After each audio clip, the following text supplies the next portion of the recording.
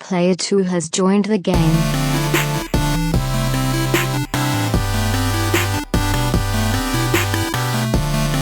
Hey, yo, what's up, everybody? Welcome to episode 189 of the Two Player Co-op Podcast. As always, I'm one of your hosts here, Kevin, along with my brother from my mother's show, One. How we doing? Fantastic. And if this is the first time you're seeing, hearing, or listening to us, this is the Two Player Co-op Podcast, where just about every week, two brothers get together to tell you everything you need to know about in the world of video games. If you like that, make sure you like the video, subscribe, share the video and channel with your friends and family and everyone in between. Just so you know, we've been on a goal for 1,000. Are you saying that on purpose now? Yes. What? The seeing and hearing and listening. Okay. Yes. Just making sure. Go back and listen to episode 1 if you want to, and then every other one after it, and see how my intro changes. I'm just kidding. But yes, I'm doing it as a bit. We're so close to 1,000. Thank you to everybody that has subbed lately. We are so close. We're around 9 or 10 away right now. I don't want to say in case we drop. But we're so close, and we want to get to 1,000, and it would mean the world to us. So like we said, like, share, subscribe, all that stuff. Thank you so much. If you really like us, you can go to patreon.com/2playercoop, just like our producers, Steve Appleton, Aunt Sue, and Vernon Slayton did, as well as our affiliate, James Solar. If you like merch, you can go to teespring.com/stores/2playercoop. I'm going to stall for a minute so that the lower third goes away. Whenever we start twitching again, it will be at twitch.tv/2player_co-op. I want to change that, but I don't. But also, we don't Twitch, so like, who cares if I change it? Because Two-Player Co-op is available. Last I checked, it wasn't. Well, it wasn't. I mean, let's snatch it up. Let's switch it. Brand, not supremacy. Brand identity? Affiliation. I don't know. Got to be the same across all platforms. Yes. Somebody, speaking of that, I don't remember which came first. Somebody asked if our name was Coop. No.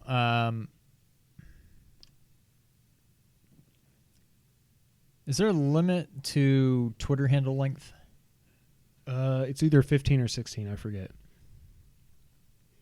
When we started this, Two-Player Co-op was not available. For some reason, I think so. On Instagram, I am. Don't bother. I mean, you can follow me if you want. I don't use it. No, you should. He posts 5 times every a day. single day. My Instagram handle is The Real Sean White, and then I didn't do that on Twitter. It was either 15. taken. Okay, so it was one character too long, so that's why I'm it's 16. Real Sean White on Twitter.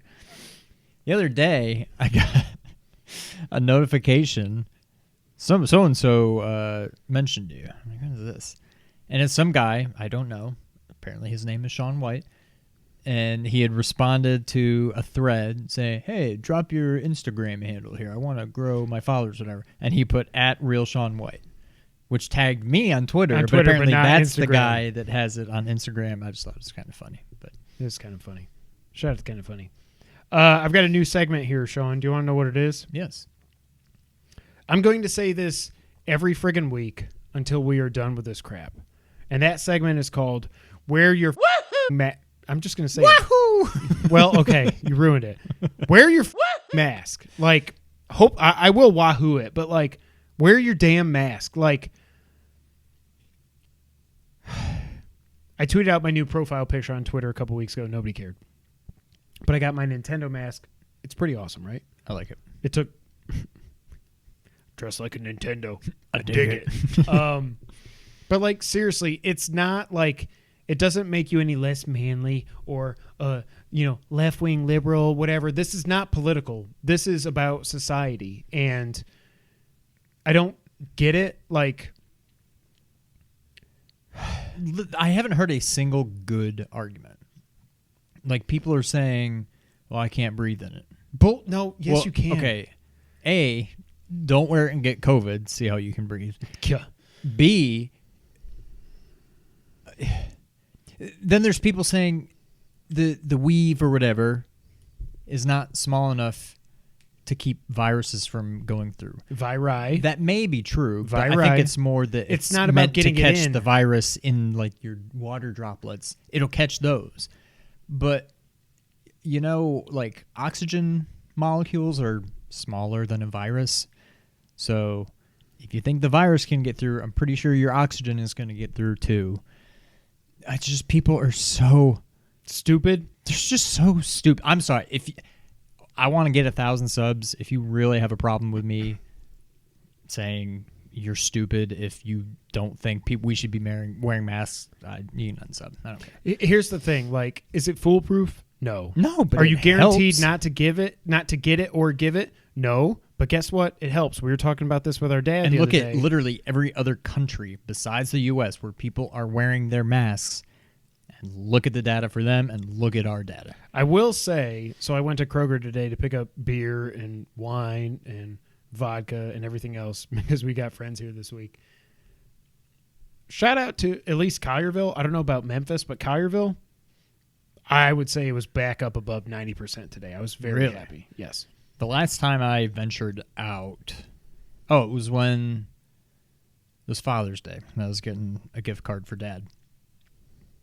I would say it's probably the opposite of that. I would say 10% of people, but not employees. The employees were all fine. Right. Customers, I bet 10% maybe pushing it for how many people were wearing masks. I would say, so before we started reopening here in Memphis and Shelby County, shout out to Memphis. If you didn't know, that's where we're from. Or, well, not where we're from, but it's where we are. Before we started reopening, every time I went to Kroger, I felt like I told Jess every time I'd report back. It's like about 75%. Like, I've worn it every time I go in public anywhere. I'm wearing it, especially now that I got my Nintendo mask and I've gotten many compliments on it. Thank you very much. But then after we started reopening, it was down to like 25, 30%. But over the last week to a week and a half, it's gone back up from like 25 to 50 to 70 to today. It really felt like 90%. And I was so happy. But yeah, wear your mask. I'm not going to keep saying the word because I don't want to keep wahooing it. But yeah, wear your mask. And I'm going to keep saying that until we're through this. So it's on the docket and it will be on the docket for the foreseeable future. Thank you very much. Wear your mask. Sean. Yes. Let me see it. YouTube.com/2playercoop. I want to punch him and take this and just cancel the podcast right now. In all seriousness. Is it not that great? Oh, no, I love it. Okay. But in case has they're on nothing to do audio, with this. okay. I do feel bad. A little guilty. guilty. Do not give it to me. I'm not going. Okay, I'm not good. going to. Okay. Well, damn. But I do feel guilty because you're the one that told me about it, and so now I feel guilty. No, that it's I Brian got Altano's fault. If Altano didn't tweet this out, I could have got one, either the original sale or the pre-order sale. But now I can't get one. But if you're wondering what it is, hand-drawn gameguides.com. Phil Summers is the guy that runs this, and he's done Contra and Ninja Gaiden so far, and he just put out Legend of Zelda, the original Legend of Zelda. He basically creates these hand-drawn game guides from scratch, and it's one of my favorite games of all time. I'm not trying to make you so please know that. It's one of our favorite games of all time, period. We're not talking about the second quest. But yeah, this is something that got on my radar just like a week and a half ago. I tried to buy it. It sold out immediately. Sean got his, and I'm so thankful that he did. Phil Summers did another pre-order for 200 more, and I was right there when he tweeted it, and I saw it go down. I don't understand how you missed out on that. It went from 200 available to when I went there it was 197. I click it, put in my PayPal, submit, gone. I was like, I'm just done. Like, I'll probably just pay the $1, or I'll probably pay him more than $1 to get the PDF just so I have it. But like, yeah, I'm done. I've still got Twitter alerts for him. At this point, I don't think he's going to do another run, so I probably should just get rid of it, get rid of the alerts. But so yeah, the Legend of Zelda. How does it compare to the original instruction booklet? It can't Nothing will top that because that's the best instruction book of all time. It does it justice. There's the little. So there's your map. I kind of want. Oops, upside down. I kind of want to just like get this framed or something. You have to. We'll put it. It's just so pretty. Yeah, I want to get a Firewatch. Would you be okay with putting some other paraphernalia? Yeah. Okay. I want to get a Firewatch poster. Yeah. There's also a metal gear. this. Have you heard of Displate? I've never heard of them until I started trying to figure out this stuff. It's a website that does like metal, like engravings, gears of video game stuff, and a bunch of other like probably like flowers and unicorns. I don't know. But they've got this really cool. You can get it in any size you want. Just depends how much you want to pay. But they do the one of the things I saw at first. I was looking for the Zelda 1 map, and then I saw a post for the A Link to the Past overworld map, and I was like, oh my god, I got to get that. And it's like metal, and it's ready to be hung, whatever. I don't know, but yeah. If you, I think that's hung. I think it's only hanged if it's like a person. Yeah. I think that's the only time you say hanged. Like you can say I hanged a picture. Map is beautiful. It's just so it's cool. also like a Wikipedia. It's like a wiki map too. Yeah, they've got all the Okay. That's where he's got. I love this dude, but rupees, Rupies. Oh, that's what you sent me. Okay. Yeah, but in the book he spells Rupees, so that's fine. What else? So there's like I'm very sad. I need a drink. there's a little sleeve.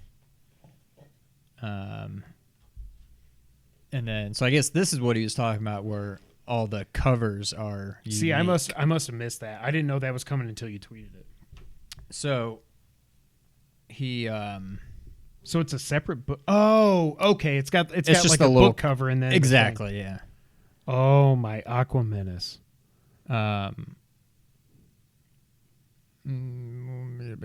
These whiz robes are terrifying.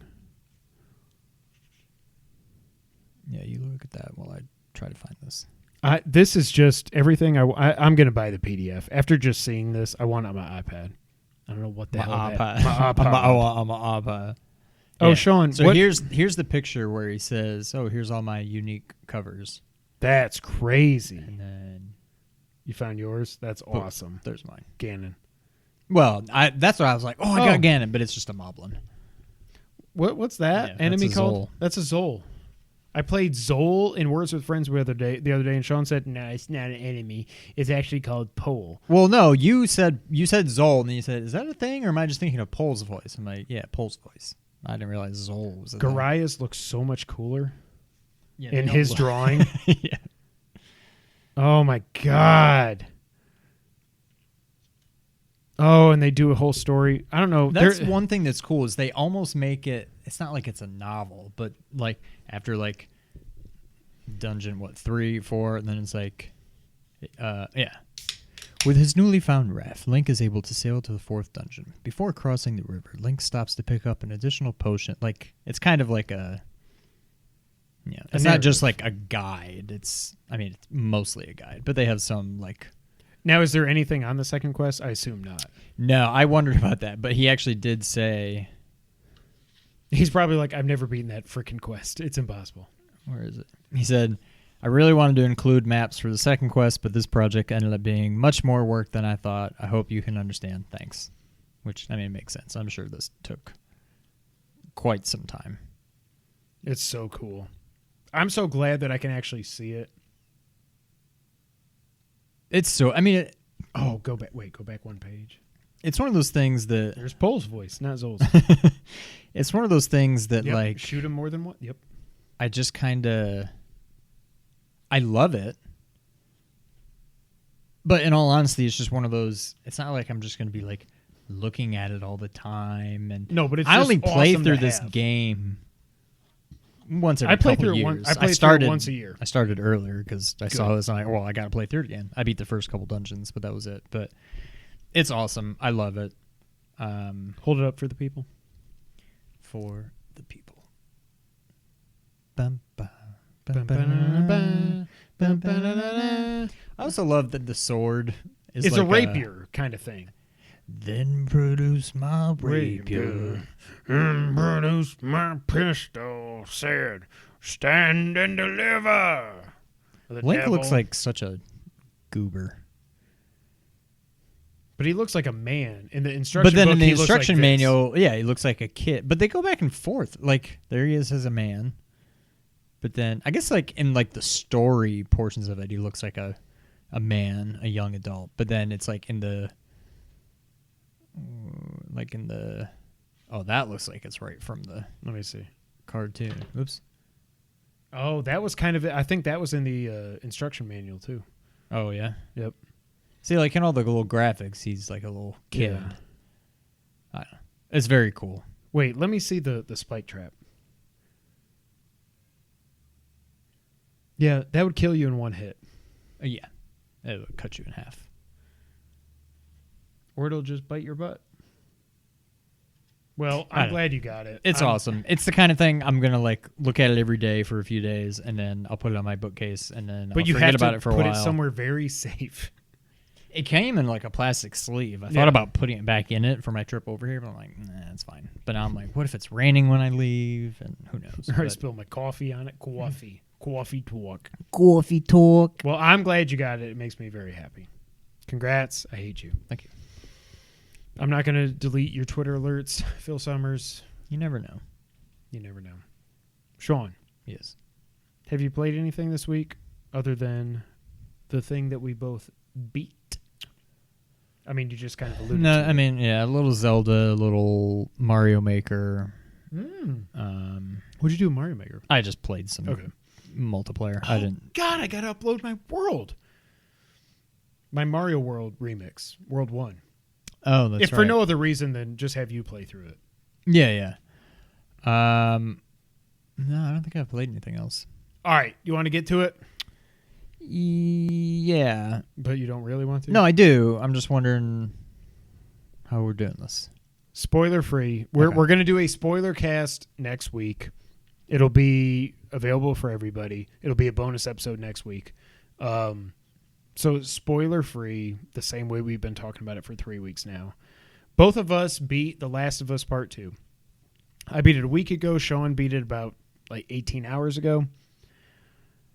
What do you think? So you've come a long way in the past week from just at the halfway point to beating it. Yeah. I was near the end, and then I finished it before the podcast posted, but after we recorded, obviously, last week. So spoiler-free thoughts. What did you think? I came around on it quite a bit.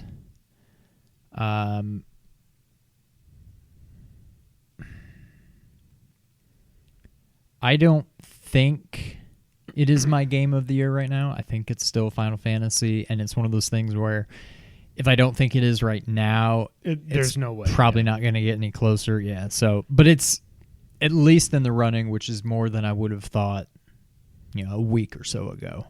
I can appreciate it for what it is. It is not a perfect, by any stretch of the imagination, video game. I think the story it looks beautiful. The story, Technical masterpiece. you can disagree with the story. That's your prerogative. I get it. I have no problem with that. I have a problem with people just being idiots and like sending By the death way, threats and stuff. Yeah, but- hold up. Seriously, like, I'm not going to say who she played in case you haven't played it yet, because I know some of our Nerd 901 people have not played it yet. Laura Bailey has received death threats. Neil Druckmann has received death threats and anti-Semitic tweets and messages and everything. Freaking stop. Are you kidding me? Like, there's no piece of fiction that could make me so mad that I would send death threats or like hate towards the creator or the actors in the game. If Konami makes Metal Gear Solid 6 and it's a joke and Snake is like farting unicorns out of his butthole, I'm not going to tell Konami to kill themselves. Like, what if he's Johnny Poopy Pants? that would be a great twist, actually. That would be really cool if Johnny finally gets a shine. But no, like, stop. Like, I didn't like the story, even after beating it, and I'll get my thoughts here in a minute. But I could just get them right now. I came around a little bit on the story at the end. I will say the ending, not the ending, but you'll know what I mean. The part before the game actually ends, where you go,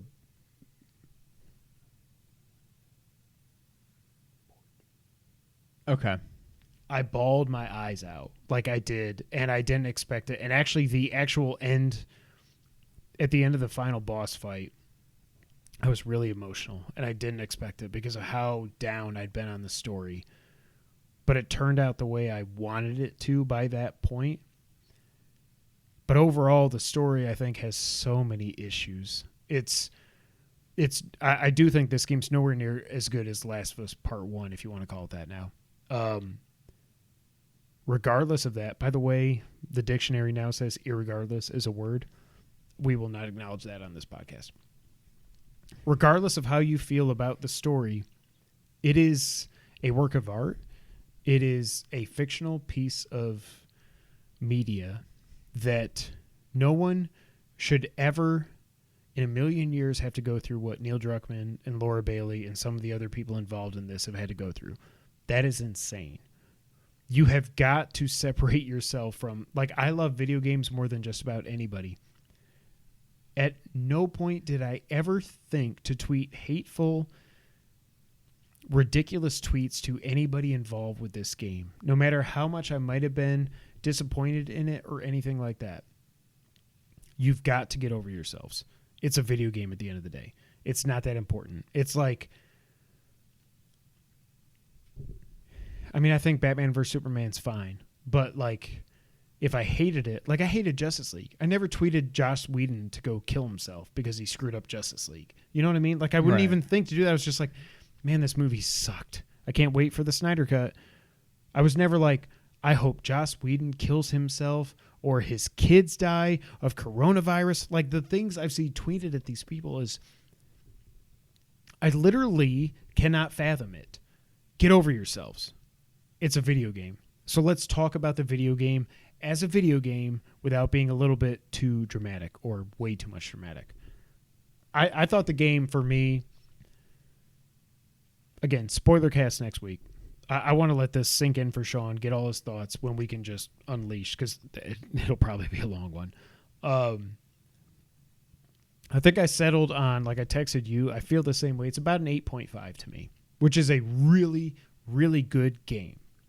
I would not have done the story the way that they did it, but it's still, I cannot say that these people that are review bombing it, and like I said when we talked about this 2 weeks ago after I got to the thing that leaked that luckily neither of us saw. At that point I said I get people review bombing it and being mad.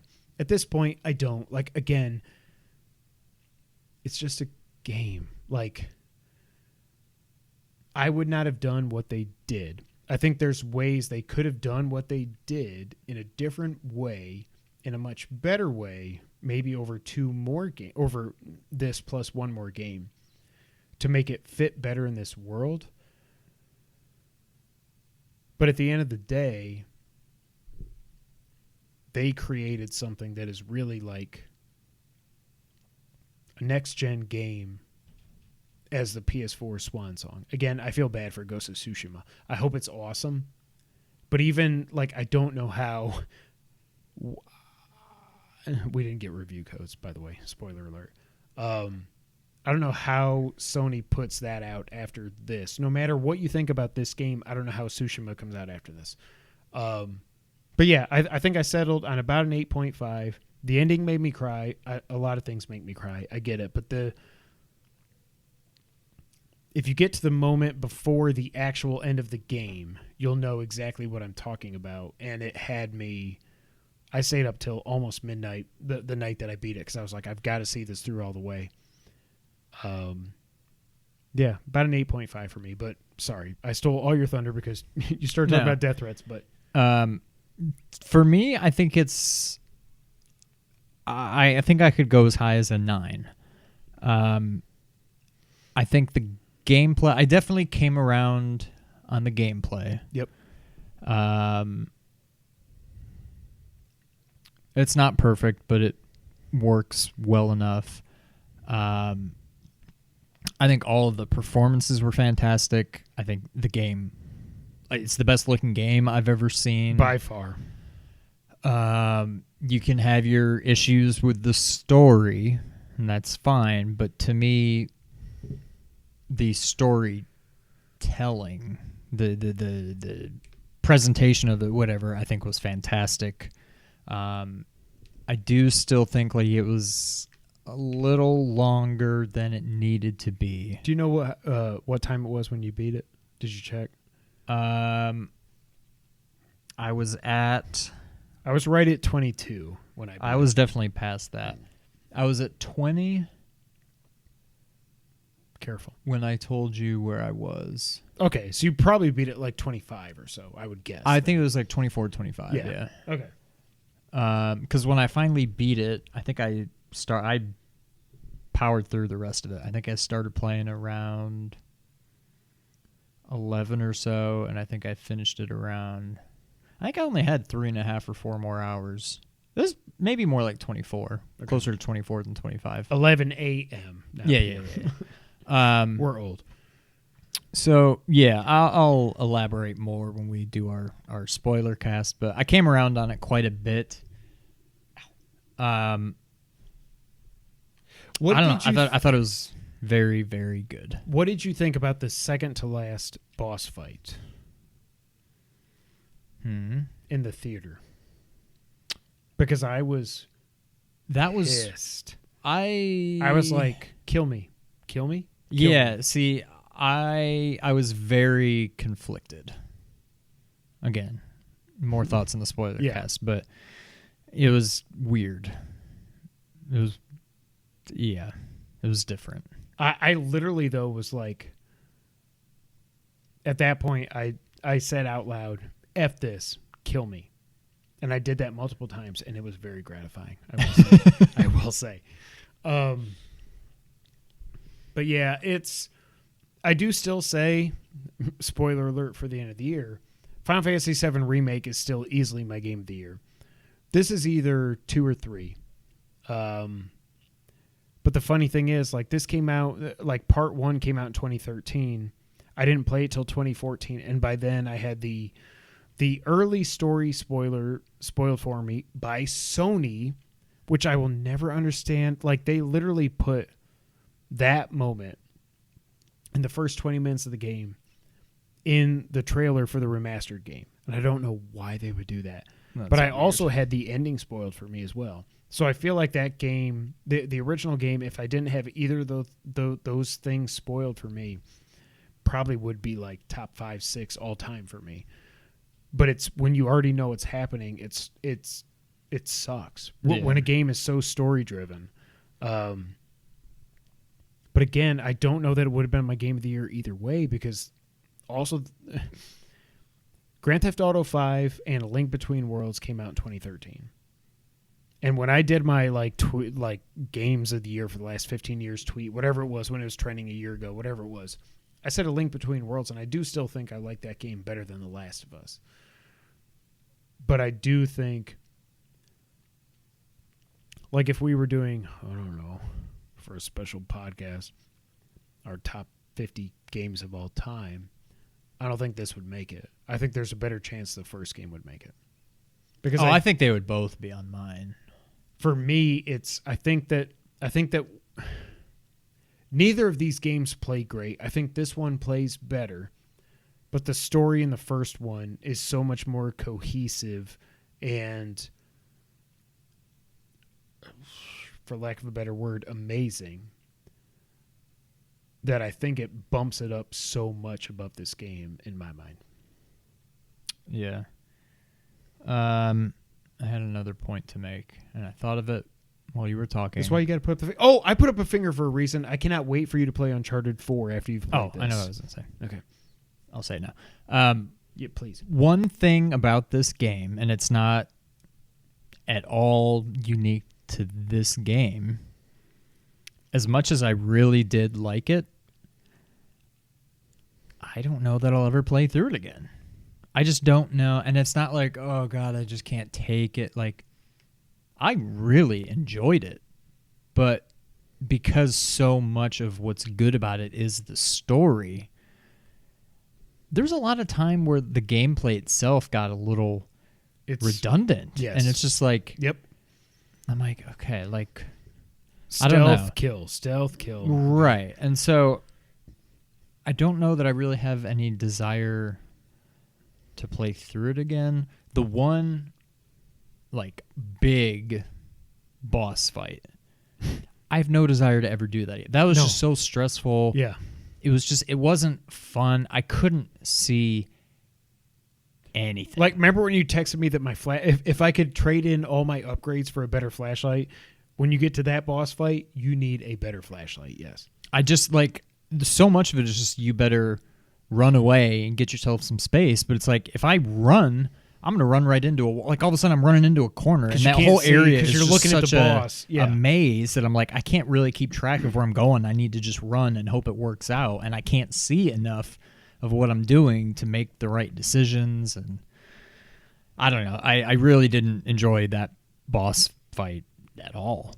I cannot wait for a spoiler cast. So I don't know. I liked it a lot. I think it's an 8.5 to a 9. Probably not my game of the year. May never play through it again, but I enjoyed it. I don't even want to talk to you about this off air. I want to save it all for the spoiler cast. The one thing I will say, I actually could see myself playing through this because I did like the gameplay. Again, after 25 hours, whatever, it gets a little long in the tooth. But apparently, this platinum is not that tough. Yeah. I could see myself, now that I know all the stuff that disappoints me, I could play through this on the very easiest setting because there's no, like, beat it on crushing or anything like the Uncharted games. I could see myself getting the platinum in this. Not right now, because I'm really guessing some of the trophies are the collectible, yep, and then the other collectible. Yes. I don't know how many there are. I definitely found way more of the first one. Me too. Like, I would guess I found... I mean, I don't know how many there are, but I would guess I found 12 to 15 of them. Oh, see, I feel like I got like 7 or 8. The second one, I found like 4. Literally, I think 3 or 4. Yeah. And I assume there's about 10 to 15 times that But number. did you put the hat on the person? I didn't get that trophy. I don't even know what you're talking about. In the museum. If you put the hat... See, because I missed so... I don't think I did. I missed so much in the museum. This is not a spoiler. I mean, you have no idea what I'm talking about. If in the museum you find a hat, if you put it on the other person, you get a trophy for that. No, I didn't do that. Yeah, it seems like it's actually a relatively easy platinum because you don't have to beat it on super hard difficulty, whatever. But I'm not ready to do it right now. Yeah, I can't dive back into it. Certainly, I think when I play soon. through it again, if I do, it'll be cutscene, to get the platinum. Skip. Yeah. Yeah. I will say right now, I'm very much looking forward to Curse of the Moon 2 because I need that. Like I prophesized last week, I need it as a palate cleanser after this. Yeah. And so, yeah. So next week we'll have a regular episode. We'll also have a spoiler cast as a bonus episode on the regular feed. It's not Patreon or anything like that. But that's our plan right now. So if you want to know all our thoughts, they will be unleashed next week. Yes. Yeah, it's great. Sean. Yes. Do you want to get the news of the week? I do have one random thing to talk about, not video game related. All right, sir. Last night, was it last night? I guess it was just last night. I kept hearing good things about it, and Brittany asked if I wanted to watch, so I said sure. We watched Uncut Gems. Okay. That is really good. I liked it a lot. It's just not Adam Sandler being Adam Sandler. It's, you kind of, I mean, you keep seeing Adam Sandler, and you're like, that's Adam Sandler, I but just it's not the like gif of him going like. It's like, he was very good.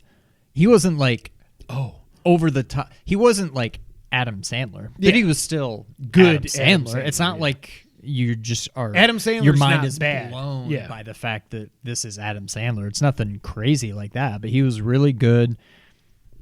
I thought he's not a huge part in it. Oh, really? No. But Kevin Garnett was pretty good in it too. Like, okay. I feel like he's actually got some acting chops. But yeah, it's good. If you haven't seen it and you've heard, that it's good, I'm here to tell you it is. So go see it. one other thing. Go see it. Oh, yeah. Go to your TV and put it on Netflix. I also want to take this opportunity to formally announce that I am running for president. So, just putting that out there.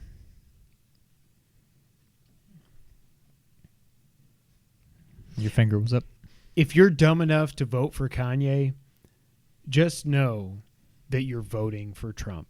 Okay, I don't want to get too much into politics here, but with this, I keep will. seeing that argument, and I don't understand it. He is a Trump supporter. He is a MAGA wearing. I get that, but he's not going to win. No. And anybody that votes for him is probably somebody who otherwise would have voted for Trump. No, I don't think so, because you really think there are people dumb enough to vote for Kanye? I hope other I than don't think Trump there supporters. are, but what he's trying to do is steal the black vote away from Biden. Enough that Trump in some swing states, in my opinion, might be able to win the Electoral College in that state.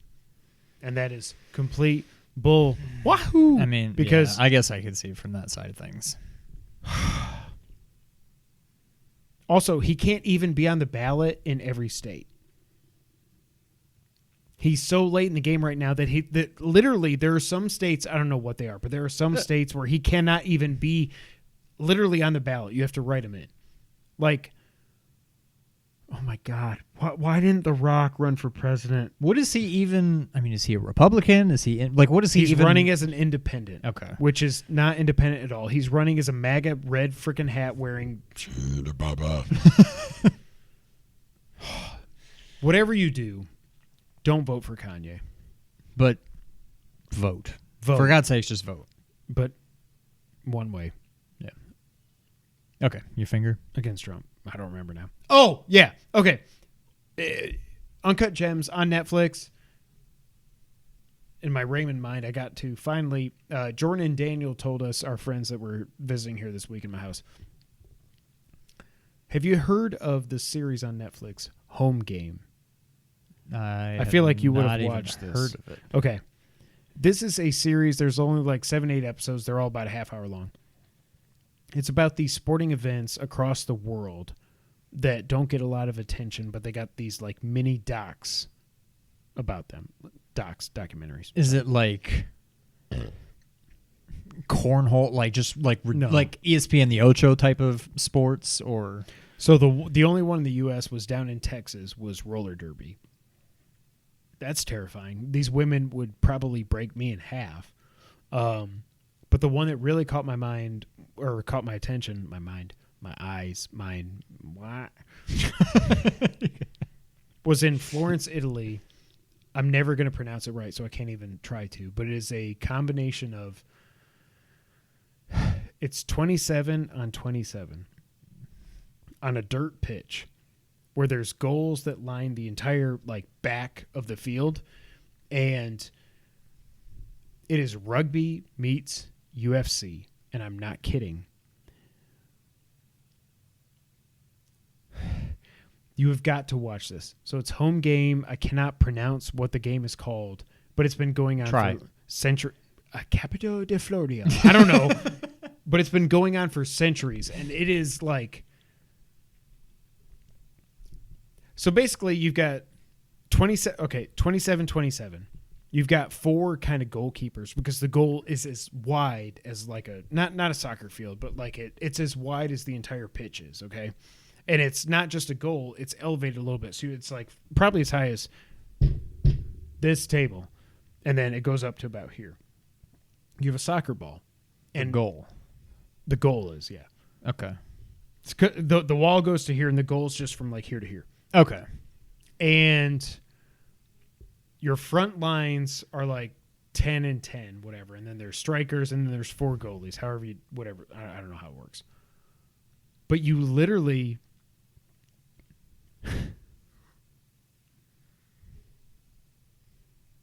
It's rugby, but you're allowed to get in a fist fight with the people on the other team.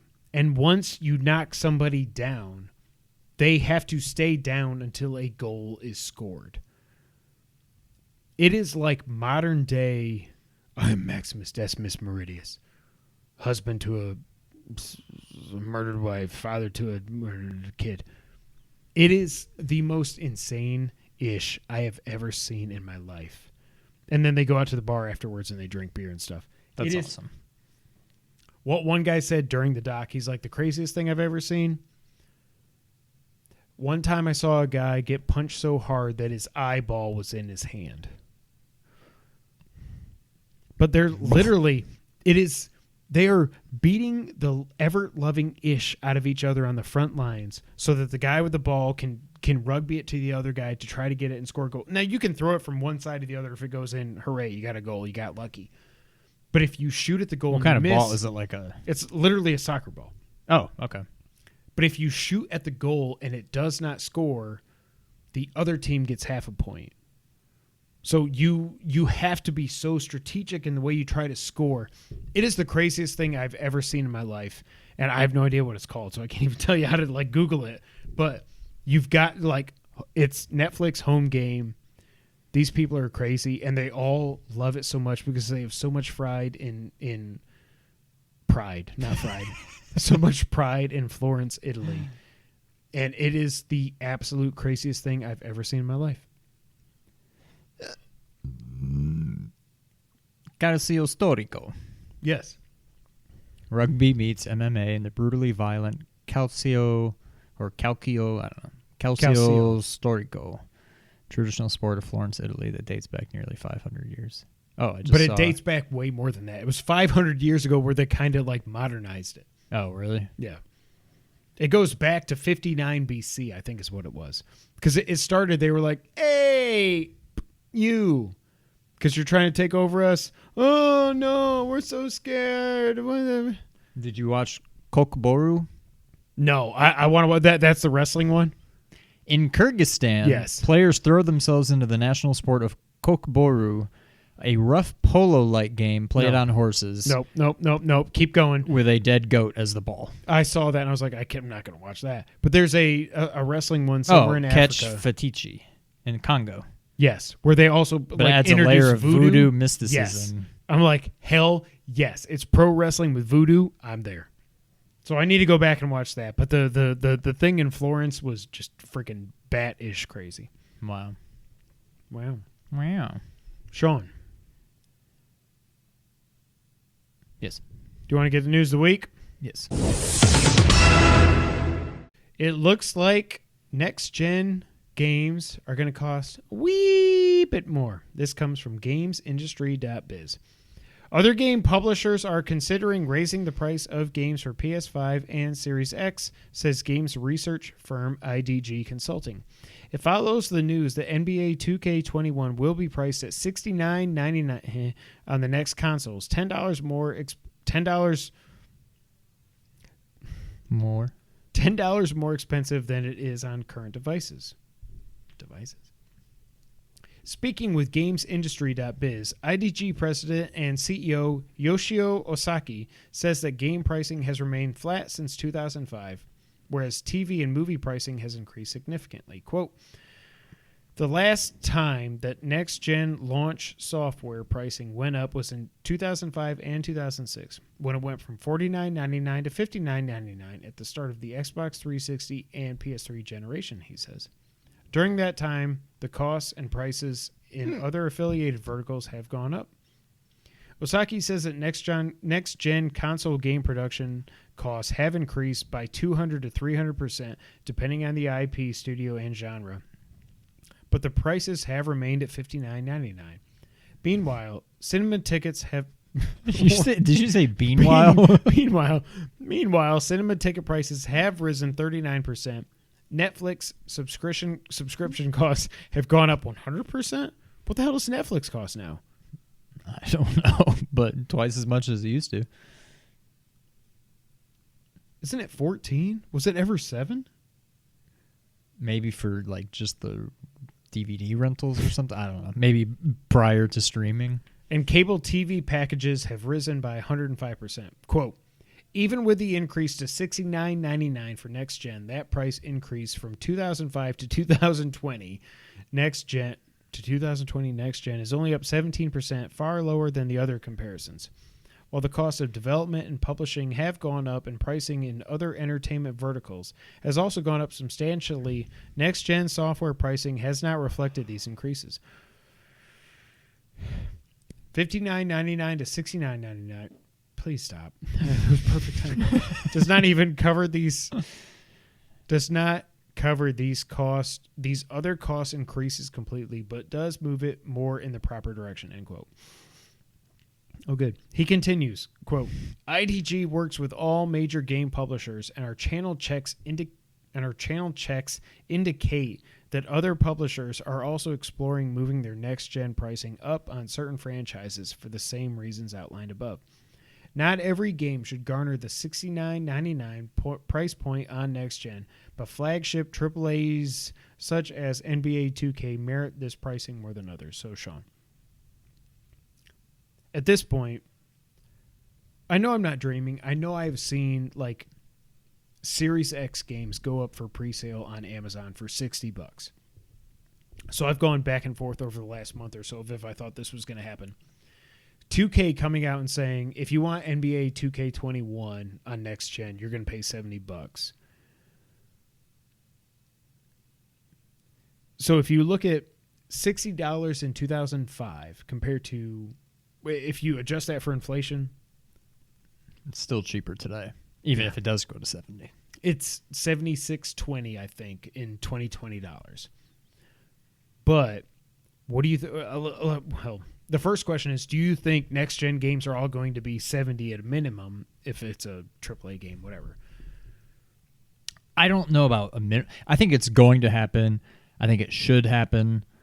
I'm not going to say I like it. I want to spend more, but it should happen. I do think we will get maybe to the point now where we do see a little bit more. It's not like everything's just going to be $70. I don't think. Right. But the big titles will be. Last of Us 2 should have been. Final Fantasy probably should have been. Witcher, Metal Gear Solid 5. Yeah. Yeah. Resident Evil 3 shouldn't be. So Resident Evil 2, I'd pay $70 for that game. Resident Evil 8, I'll pay $70 for that. I will pay $100, but I don't care. I cannot freaking wait. I don't think they'll go higher than 70 outside of special circumstances, but I think 70 for a big budget AAA game is fair. I think indies should continue to be in that $20 range, and then I think there's plenty of games that should probably be 40 or 50. Probably something like Crash. To me, Ratchet and Clank probably warrants $70. It looks like it does, yeah. I would gladly pay $70 for that. So I don't know. I think you'll continue to see. I just don't know that there's going to be. I think 70 will be kind of the new standard, but I also think we will start to see more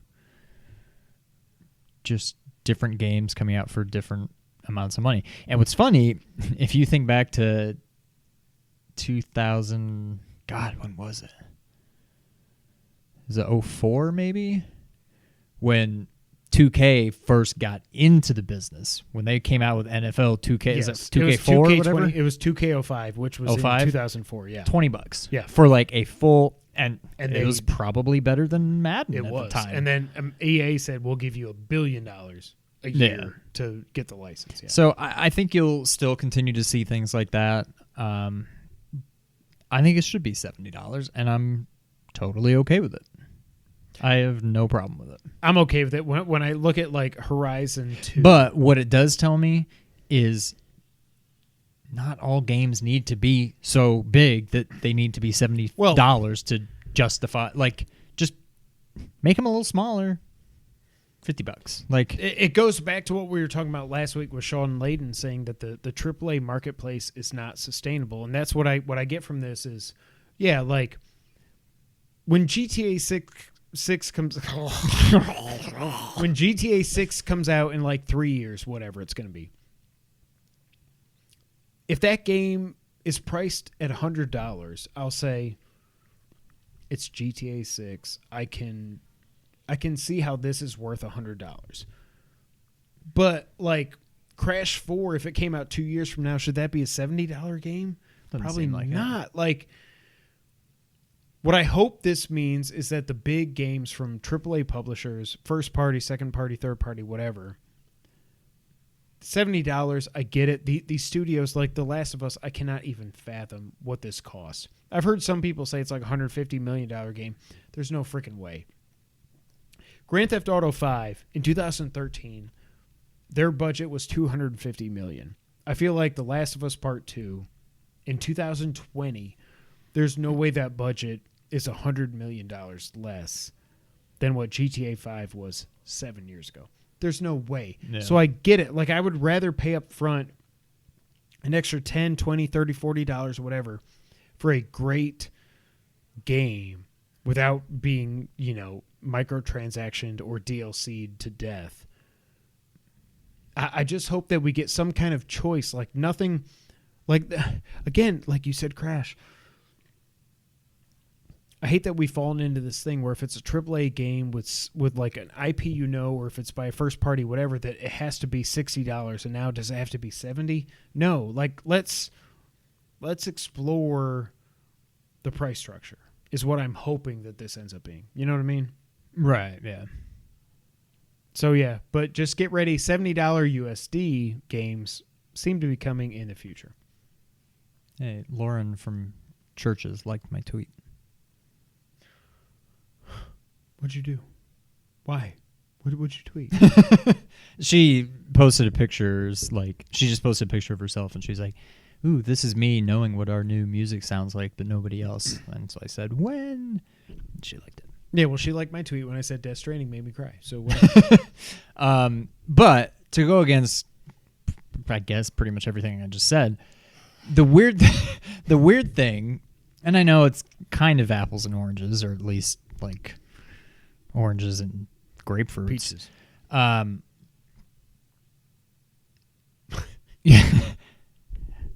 You can pay the same amount of money and either go see Avengers Endgame or go see Little Women or something. Like, true, but like 20 a years movie ago, that had like a several $100 billion budget, or one that only cost, I don't know, like $1 million, like with zero special effects, whatever. It's not like the cheaper to make movies cost any less than the big budget Right. ones. It's a movie ticket gets you into either. So I don't know. And at this point, I mean, the video game industry's, I don't know if it's bigger than the movie industry, but I mean, it's moving that way. Video games are just becoming more like movies at this point. Go ahead. you could also pay $12 to go see, no hating here, Sonic the Hedgehog in theaters, or $12 to go see Avengers Endgame. Those are not like on the same scale. Like, so that's why I don't agree with the whole How thing. is that different from what I just said? What did you say? I said that you could pay the same amount and go see Avengers Endgame or Little Women. That's what I'm saying. You can pay the same, like, for two vastly different movies with vastly different budgets and whatever, but they cost the same. It's not like Little Women costs $1 and Endgame costs $9. Like, it's... That's not what I meant to say. Excuse me. What I meant to say is, like, you could go see The Dark Knight in 2008 for $10. Or actually, let's call it $9. And then Avengers Endgame, my favorite movie of all time, in 2019 for $13, $14. They both have like similar budgets and everything. It's like the whole, what I'm saying is like the inflation thing. Movie tickets have steadily gone up over the last every year. Video games have not. Since 2005, they've been, if you get a AAA game, it's $60 and that's it. There at some point, like, the budgets for these games are going up with inflation because you have to pay people what they hopefully what they deserve to earn. But then you're only selling the game for the same thing as you were selling God of War 1 on PS2 in 2005. $60 game. God of War 2018 comes out, $60 game.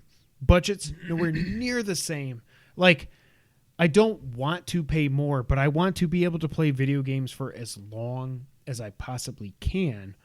So if it's just a $10 increase for the majority of games, I'm okay with it. I think we're saying the same thing. I guess there's two different things. There's, should they go up since they've been the same price for 15 years or whatever? And then there's, should everything coming out this year be the same price? Yeah. And yes, they should go up. No, not everything should be the same price.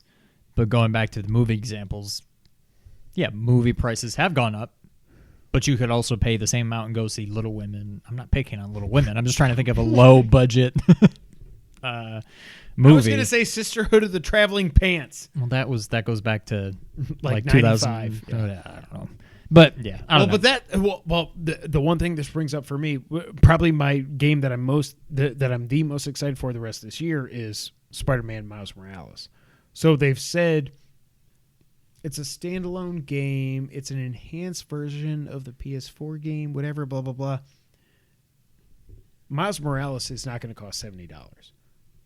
Does it cost 40, 50, 60? That'll be an interesting... That's what I cannot wait to see. Like Ratchet, $70. Because it's a AAA, next gen, standalone, but not full. Yeah, I don't really know. It's so weird because it's not a DLC. Like, I would pay $70 for it. It's not like if it came out for $70 that I wouldn't pay that. No, I'd buy it in a heartbeat. I cannot freaking wait. What we seem to know about it seems to scream this should be like a $40 to $50 game. Yeah, I think it'll be 50 is what I predict. Yeah.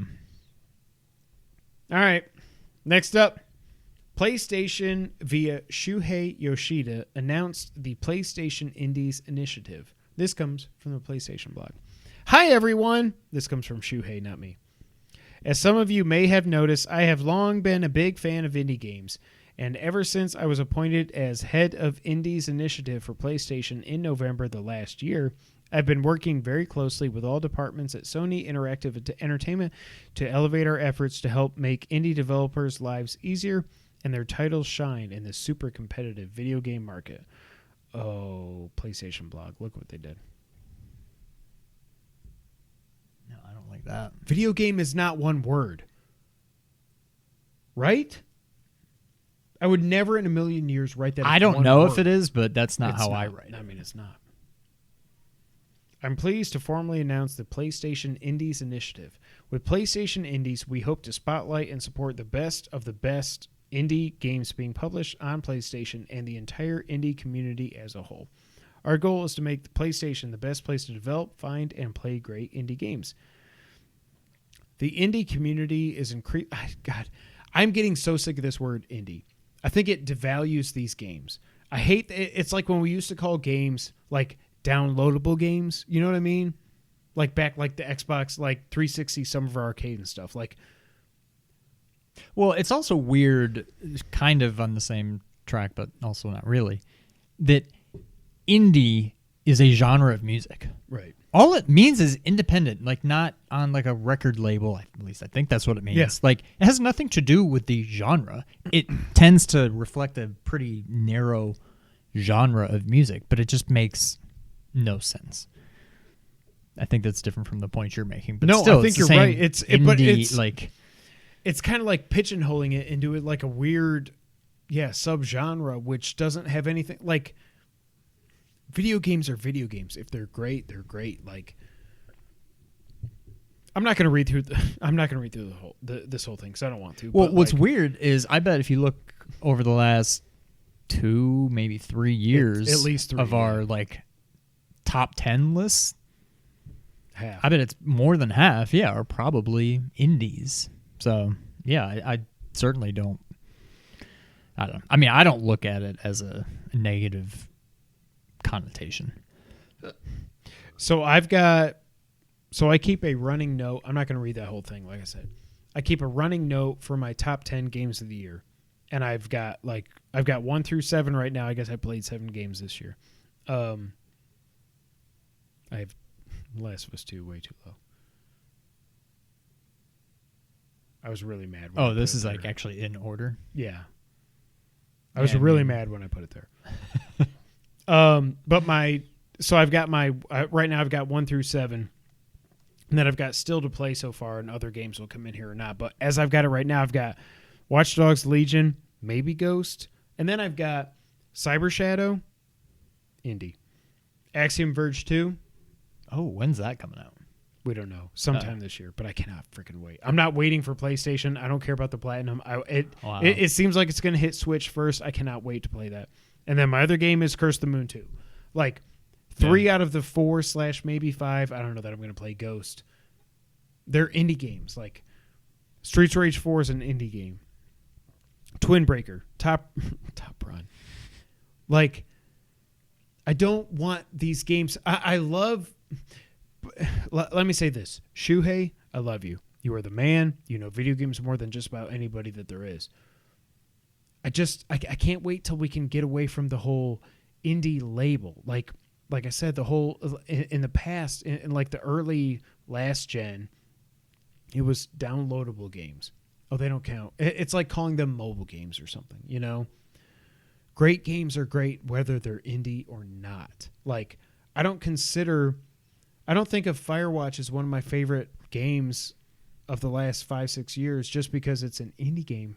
It was a fantastic, great game, and I loved it. And no part of that has to do with me thinking of it as, oh, it's just an indie game. Oh, you tried. You tried. You did a great job. Like, yeah. I'm so torn on this. So again, they announced 9 new games as part of this. Worms Rumble, which brings real-time multiplayer action to PS4 and PS5. Haven is a chill co-op adventure coming to PS4 and PS5. They introduced Carto, which is a charming, innovating puzzle adventure coming to PS4. There's a hacking-themed platformer called Recompile, which is supposed to be really cool, coming to PS5. Where the Heart Is, I'm going to be all over this. It's a narrative adventure between truth and fiction coming winter 2020 to PS4. Did you ever read the book Where the Heart Is? I'm guessing it has nothing to do with this. Was that the Britney movie? No, it was who was in the movie? Mandy Moore? Oh, that was actually Natalie Portman. And nailed it. No, but you may be right. She may have been, I think she was like the mom figure or whatever. Yeah, it was the girl who gets pregnant and her boyfriend abandons her at Walmart. Oh, and she gives birth to the baby in the Walmart, and then Walmart. How old are you? In the Walmart that she was. The Walmart is in the building. Milk. I need to go to the Walmart. No, but this Where the Heart Ass, it looks. I've seen Where the Heart Ass. I've seen the trailers of this. It looks like it's right up my alley. I hope my alley. I feel like you said the same thing every time. I hope it has a platinum trophy. Wait, so what's it? Tell me about it. It's a narrative adventure between truth and fiction coming winter 2020. But what kind of game is it? It's a. I don't know. I don't know how to describe it. It's an indie game. Oh, okay. Recursive world simulation and puzzle making process in maquette.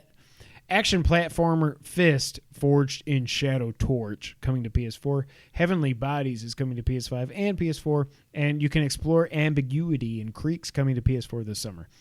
My point is, I'm so torn on this. Shuhei is the man. And if he's really behind this, again, I feel like he was just completely demoted from head of Worldwide Studios to doing this, but whatever.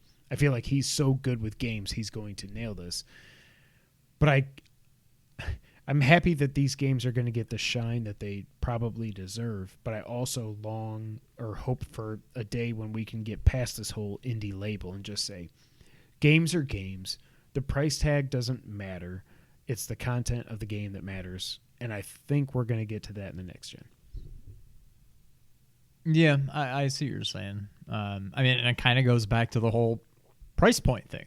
Just games are games. Last of Us should probably be $70. Maybe most of these games should be $20. Maybe some of them $10. Maybe some of them $30. But just price them what you think people will pay for them. I agree. Next up, Sean.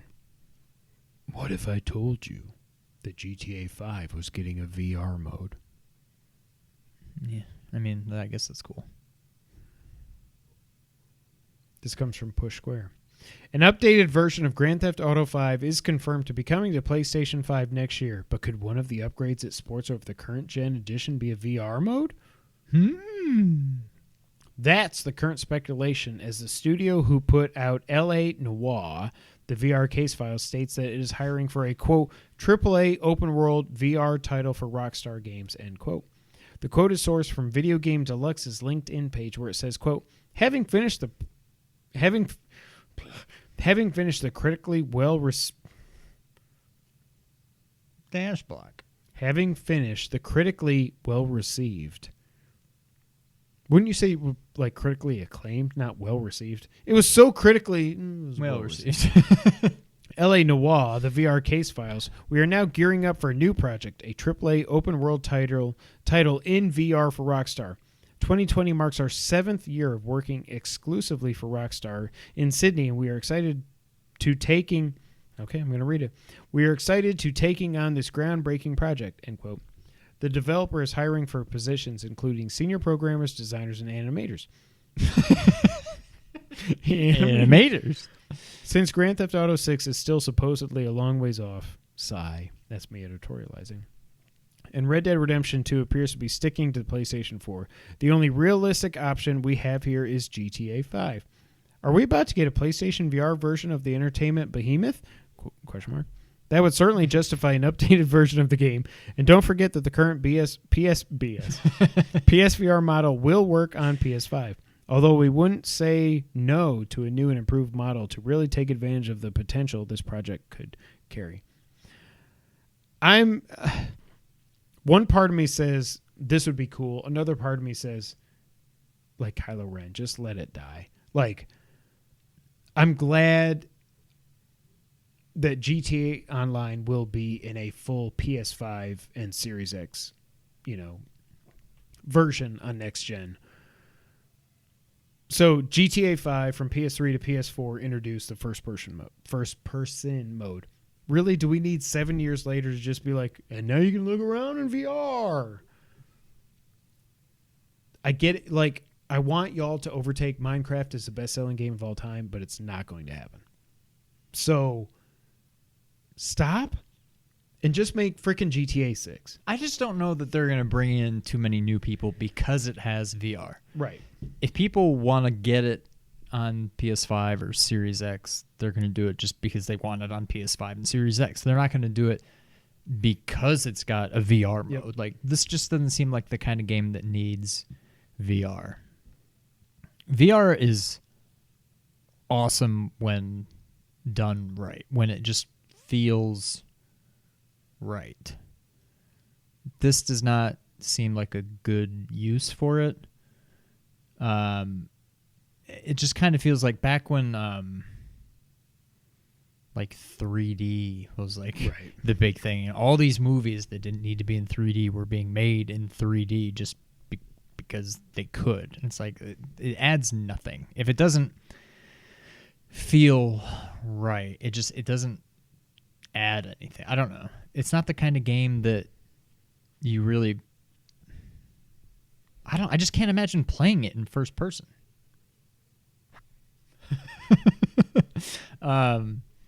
Did you ever mess around with that on PS4? I did it a little What? bit, but it didn't feel right. The first person mode, not VR, obviously, but it feels way better as a third person game. Yeah, it's not the kind of game that works in VR in third person.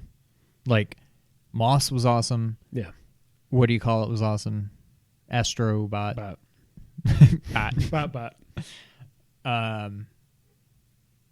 GTA does not work in VR because it doesn't really work as a first-person game, I don't think. And first-person games, I also feel like only...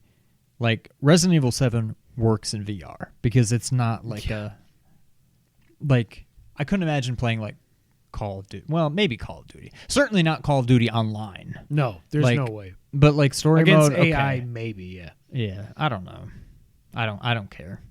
Yeah, I think it's cool, but again, just freaking make GTA 6. Like, Yeah. Stop. Just stop. And the last item on the list, this one's for you, Sean. We have gotten new details about the Harry Potter RPG. It's being developed by Avalanche. It is scheduled for release in late 2021 on next gen. It will involve an open world Hogwarts, as well as is my last name. My name is Kevin as well as surrounding areas. J.K. Rowling has, quote, very little direct involvement because they want crazy to stuff. distance themselves from her as much as possible. A fully reveal is what I wrote down, is coming after DC Fandom. This seems like I don't think this game's going to come out. I think this is a cool thing, in theory, I guess. This game's not coming out.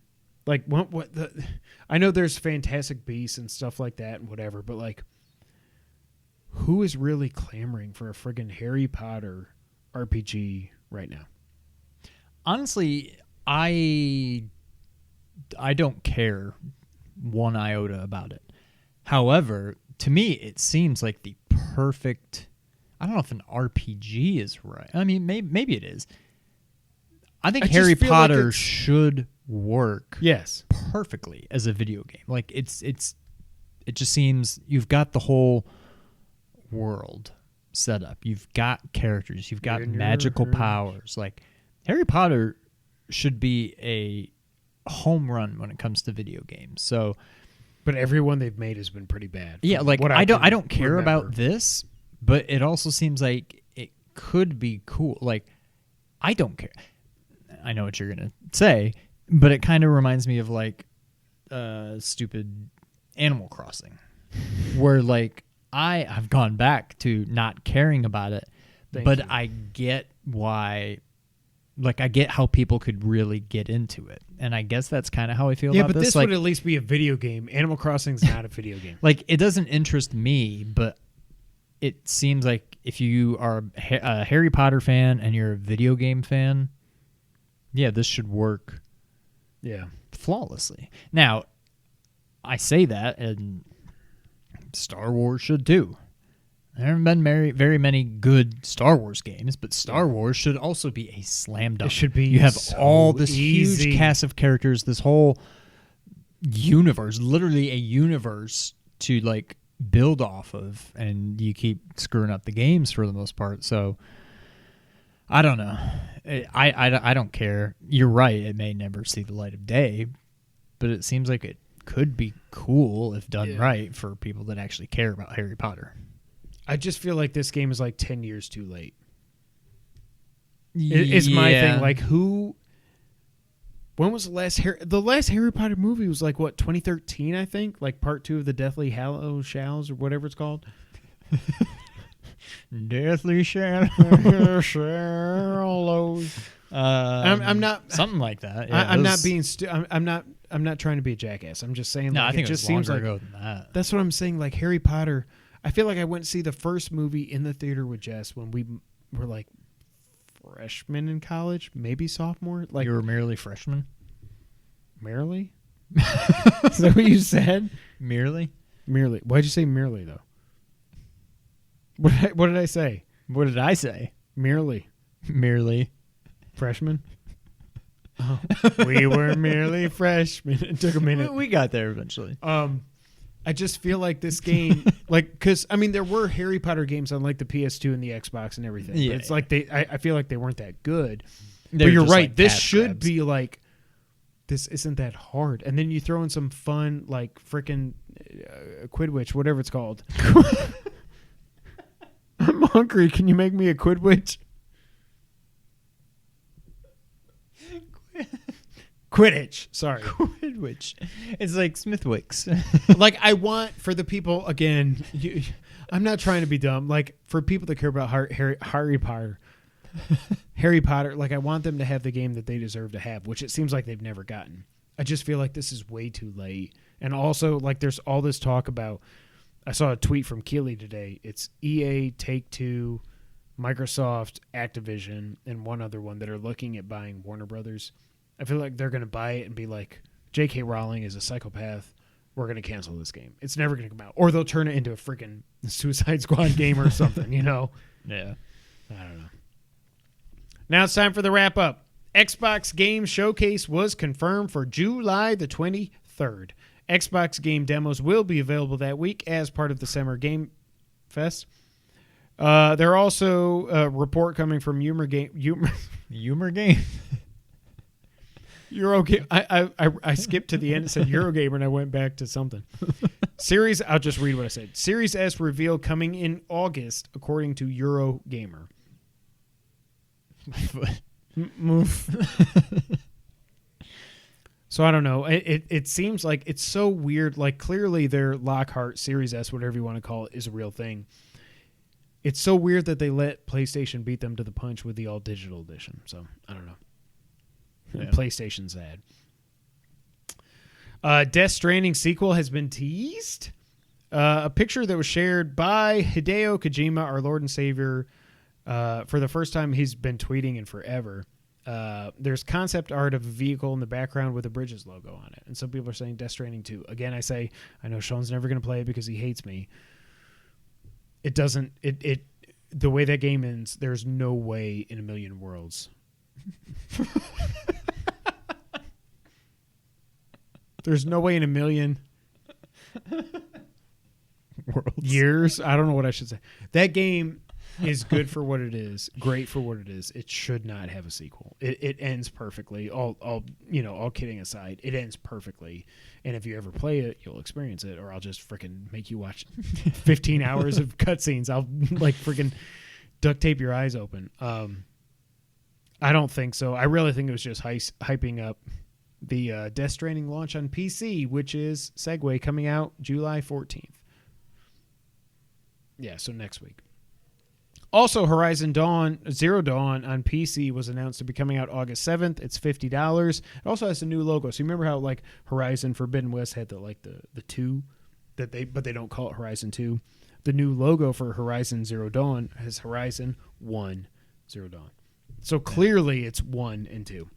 And it immediately went to the top of the bestseller charts on Steam. Sean, the Atari VCS is actually coming out this fall. That was my foot. It's coming out this fall, November 27th, so a week after my predicted date for the PS5. It's going to launch for $390 for some reason. It's a Walmart exclusive, and it comes with Missile Command Recharge, baby. I just don't understand. Like, who It has a joystick with 2 buttons. Yeah. No. Todd. And last up, as we both predicted last week, we were correct. PlayStation Plus has once again, for the millionth month in a row, won the free games month. In July on PS Plus, you get NBA 2K20 and Rise of the Tomb Raider, and for their 10th anniversary, they're including an extra bonus game of Erica, which I've heard is actually pretty good. Yeah, I know nothing about it. If it has a platinum, I will do it. But now they got to 50, I'm like, I can save 50. That's it for episode 189. Thank you guys so much for being here, and Sean for burping. If you like that, make sure you go check us out at nerd901.com, where they are connecting nerds across the Mid-South and the multiverse. Also, check out youtube.com/blurwithoutfear, as well as twitch.tv/blurwithoutfear. You got it right this time. Because I did. Last week you called him the Blurred with Fear. With fear. No. He has no fear. He's my boy. You can find us on Twitter. I'm at KevinWhite24. He's at Real Sean White. Together we're at 2player_co-op. Twitch, YouTube, audio service around the multiverse, all the other stuff. Thank you guys so much for being here for episode 189. We'll be back with a regular episode next week, as well as a bonus spoiler cast for The Last of Us Part 2. But until that time, Sean, go ahead and take us out. Thank you for playing.